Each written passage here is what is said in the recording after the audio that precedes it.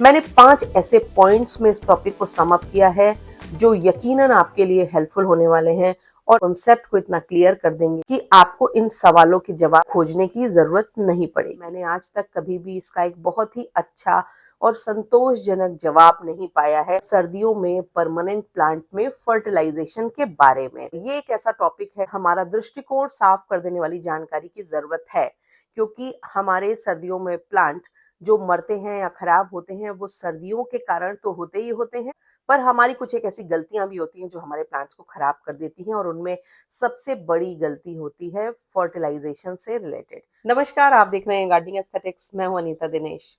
सर्दियों की शुरुआत के साथ ही हर प्लांट लवर को जो सबसे बड़ी चिंता होती है वो होती है अपने परमानेंट प्लांट्स के बारे में, क्योंकि अक्सर ऐसा होता है कि जो भी हम परमानेंट प्लांट लगाते हैं उनमें से ज्यादातर प्लांट सर्दियों में या तो डोरमेंट हो जाते हैं या फिर उनकी जो ग्रोथ होती है वो बहुत ही कम हो जाती है। और ऐसे में सबसे बड़ा जो तनाव होता है वो होता है कि हमारे परमानेंट प्लांट किस तरह से सर्दियों का जो 15-20 दिन का बहुत ज्यादा चिली ठंडी हवाओं वाला पाले वाला फेज होता है उससे बचे रहें और सर्दियों को अच्छे से काट लें। क्योंकि कुछ ऐसे प्लांट होते हैं जो बहुत ही स्लो ग्रोइंग होते हैं और एक एक पत्ती जब निकलती है तो हम उसको देख करके कितने खुश होते हैं, और ऐसे में जब यही पत्तियां सर्दियों में पीली पड़ने लगती हैं, गिरने लगती हैं, खराब होने लगती हैं या प्लांट खराब होने लगता है, सच मानिए बिल्कुल दिल एकदम दुखी हो जाता है, क्योंकि साल भर आप एक एक प्लांट की ग्रोथ को देखते रहते हैं और सडनली मौसम की वजह से जब उसके ऊपर उसका विपरीत असर होता है, हम प्लांट लवर्स को भी उतना ही ज्यादा दुख होता है।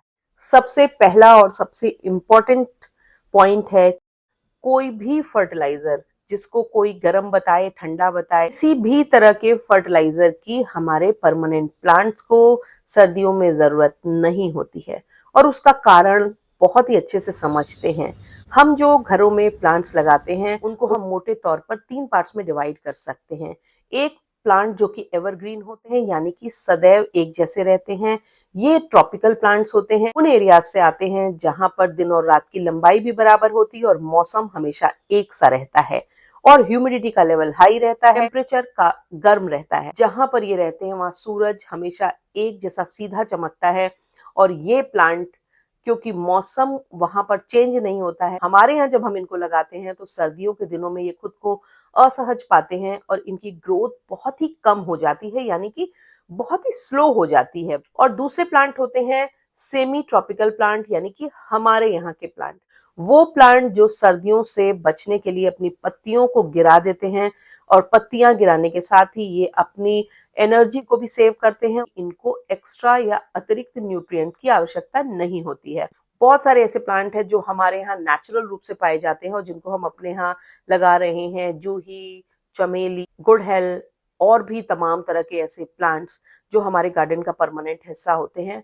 उनको किसी भी तरह की फीड की जरूरत इस दौरान नहीं है, क्योंकि अगर आप उनको फर्टिलाइजर डालेंगे तो वो फर्टिलाइजर उनकी पत्तियों को पीला करेगा, उनको कई बार खराब कर सकता है, मार भी सकता है। और इन प्लांट्स को भी फर्टिलाइजर की जरूरत नहीं है। मिट्टी में पड़े रहने के अलावा उसका कोई काम नहीं हुआ, क्योंकि प्लांट उसको यूज ही नहीं कर रहा है।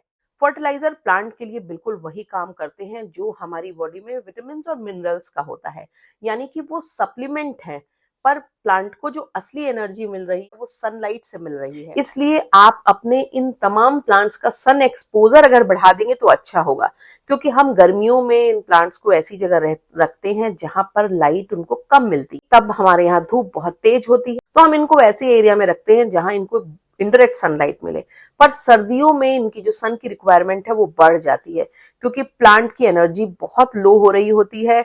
ऐसे में वो अपने लिए ना ही फूड प्रिपेयर कर पाता है, सारी जो ताकत होती है उसकी वो सर्वाइवल में लग जाती है, यानी कि बस उसका उद्देश्य होता है किसी तरह से इस मौसम से खुद को बचाना, कि मिट्टी में लंबे समय तक पड़े रहने से वो खाद आपके प्लांट की रूट को खराब करने लगती है और आपके प्लांट की रूट जलने लगेंगी। नतीजा, प्लांट की पत्तियां पीली होने लगेंगी, ब्राउन होने लगेंगी, झड़ने लगेंगी और डल हो जाएंगी। इसलिए इस बात को आपको ध्यान रखना है कि कोई भी फर्टिलाइजर, चाहे कोई कहे सरसों की खली डाल दो, चाहे कोई कहे केमिकल फर्टिलाइजर डाल दो, बिल्कुल भी नहीं डालना है। और सही बात तो यह है कि 10 नवंबर तक आपको अपने प्लांट में अगर चाहें तो ऑर्गेनिक फर्टिलाइजर एक एक मुट्ठी आप डाल दें, पर उसके बाद आप फर्टिलाइजर नहीं डालना है। क्योंकि कई बार मैंने देखा है कि इस दौरान अगर आपने अपने परमानेंट प्लांट में गोबर की खाद या वर्मी कंपोस्ट भी डाला तो भी उसकी पत्तियां पीली होने लगती हैं। आप उनका ध्यान रखिए, उनकी केयर करिए, पर फर्टिलाइजेशन के बारे में बिल्कुल भी भूल जाइए, क्योंकि सन की एनर्जी इस समय ज्यादा जरूरी है। उनका सन एक्सपोजर आप बढ़ाइए, और आप देखिए सन एक्सपोजर बढ़ाते ही आपके aglaonema, calathea, anthurium, philodendron, money plant, इस तरह के जो प्लांट हैं वो पहले की अपेक्षा ज्यादा बेहतर रहेंगे। एक बात तो फैक्ट है कि मौसम की मार तो पड़नी ही पड़नी है, कम पड़ेगी ज्यादा पड़ेगी ये आपकी केयरिंग पे डिपेंड करता है, या आपने प्लांट का प्लेसमेंट कैसा किया है उस पे डिपेंड करता है। अगर आपका प्लांट ग्रीन हाउस में है तब तो ऐसा हो सकता है, पर अगर आपने बाहर बैल्कनी में कहीं पर भी प्लांट रखा है तो थोड़ा बहुत मौसम का असर उस पर आएगा, और वो एक बड़ी प्राकृतिक चीज है, उससे परेशान होने की जरूरत नहीं है। क्योंकि जो पत्तियां थोड़ी बहुत खराब होंगी, जो प्लांट की ग्रोथ रुकेगी, वो जैसे ही सीजन बदलेगा वो सारी चीजें वापस आ जाती हैं। ये आपको ध्यान रखना होगा कि जो हमने फर्टिलाइजर डाला है वो कंज्यूम नहीं होगा तो वो केमिकल एक्यूमुलेशन आपके प्लांट की मिट्टी में होगा। और वहीं जबकि आप पानी की फ्रीक्वेंसी कम कर देते हैं तो कभी आपके प्लांट की मिट्टी अगर सूखी रह गई तो वो जो फर्टिलाइजर है, अक्यूमुलेटेड केमिकल्स हैं, वो आपके प्लांट की रूट को, स्टेम को जला सकते हैं और प्लांट को खराब कर सकते हैं। इसलिए कई बार इस तरह के ग्रैन्युलर स्लो रिलीजिंग फर्टिलाइजर भी आपके प्लांट को नुकसान पहुंचा सकते हैं, उसको मार सकते हैं।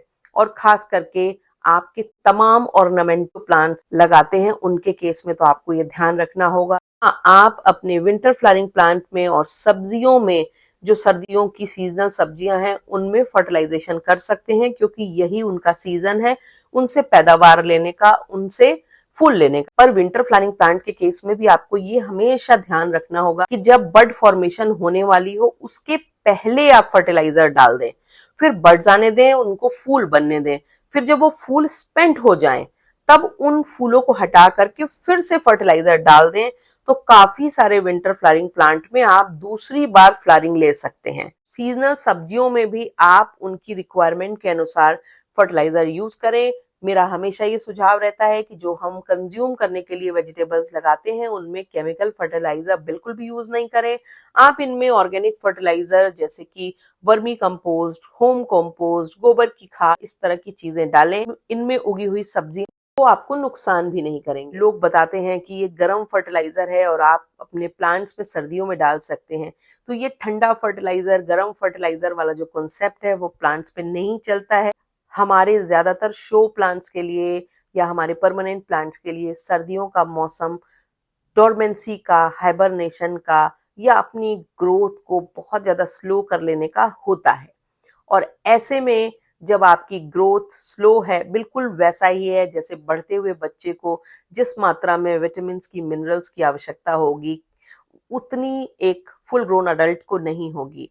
तो वैसा ही प्लांट्स के साथ ऐसा होता है कि प्लांट जब ग्रोइंग स्टेज में होता है तो न्यूट्रिएंट्स उसको एडेड एडवांटेज देते हैं और उसकी ग्रोथ को बढ़ाते हैं, उसको स्ट्रेंथ देते हैं। पर जब प्लांट सो रहा है, सुस्त है, डोरमेंट है, यानी कि अनवेल है, तो उसको सप्लीमेंट्स की, फर्टिलाइजर्स की जरूरत बिल्कुल भी नहीं है। क्योंकि ये जो फर्टिलाइजर है ये उसकी मिट्टी में अगर सर्दियों में पड़ा रहा तो आपके प्लांट की पत्तियों को पीला करेगा, आपके प्लांट को डल करेगा, आपके प्लांट को मार भी सकता है। वीडियो में मैंने जो बातें बताई हैं अगर आप उनको फॉलो कर लेंगे तो यकीन मानिए कि विंटर्स में आपके प्लांट बिल्कुल भी खराब नहीं होंगे। क्योंकि कई बार ऐसा होता है कि जब हमारे प्लांट्स की पत्तियां बेरौनक और डल होने लगती हैं परमानेंट प्लांट्स की, तो हम एकदम पैनिक हो जाते हैं और हम उसमें कुछ ना कुछ अनावश्यक ऐसी चीजें डाल देते हैं जो हमारे प्लांट को फर्दर डैमेज कर सकते हैं। अगर अभी तक आपने मेरे चैनल को सब्सक्राइब नहीं किया है तो प्लीज सब्सक्राइब कर लीजिए। बेल आइकन पुश कर देने से वीडियो अपडेट्स आप तक तुरंत पहुंचती हैं। वीडियोस जब पसंद आते हैं तो उनके लिंक को अपने गार्डनिंग लिविंग फ्रेंड्स के संग शेयर जरूर करा करें। उन पे लाइक करने से, उन पे कमेंट करने से और वो ज्यादा लोगों तक पहुंचते हैं।